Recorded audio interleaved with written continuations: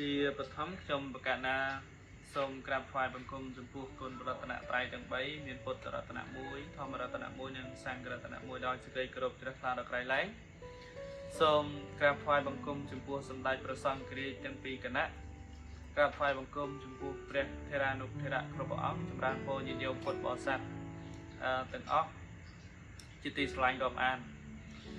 នៅក្នុងវេលាឱកាសនេះអង្គខ្ញុំប្រកាសអាត្មាភាពមាន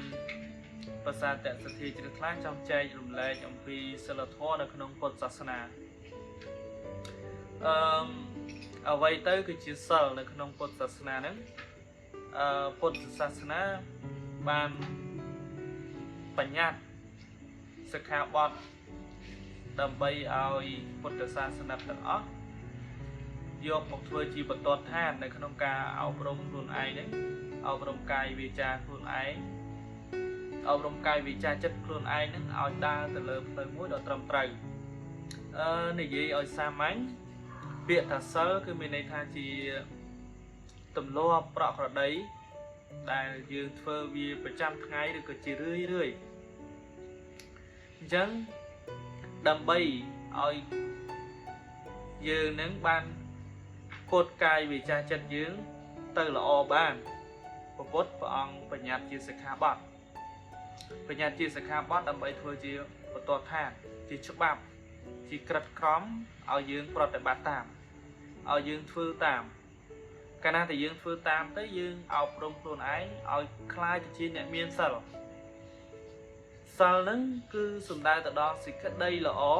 ឬក៏ជាគ្រឿងដែលទ្រទ្រង់នៅកុសលធម៌អាហ្នឹងគឺជាសិលហើយអញ្ចឹងនៅពេលដែលយើងដើរតាមសិក្ខាបទ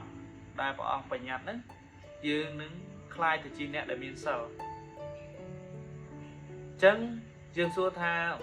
តើវាមានប្រយោជន៍អ្វីមានប្រយោជន៍អ្វីបានជាយើងត្រូវរក្សាសិលសិលដែលយើងត្រូវរក្សាហ្នឹងគឺវាផ្ដល់ផលប្រយោជន៍ឲ្យយើងនៅពេលបច្ចុប្បន្ននេះផងនៅក្នុងពេលបរលោកផងព្រះអង្គសម្ដែងថាដើម្បីសម្រេចនៅកុសលធម៌បានលុះត្រាណាតែយើងជាអ្នកមានសិលជាអ្នកដែលទ្រទ្រង់នៅកុសលធម៌ទាំងឡាយទាំងពួងនោះគឺត្រូវមានសិលជាខាងដើមមានសិលជាខាងដើមហើយសិក្ខាបទទាំងអស់គឺព្រះអង្គមានបែងចែកទៅទៀតមានបែងចែកទៅជាសិក្ខាបទ5សិក្ខាបទ8សិក្ខាបទ10សិក្ខាបទ4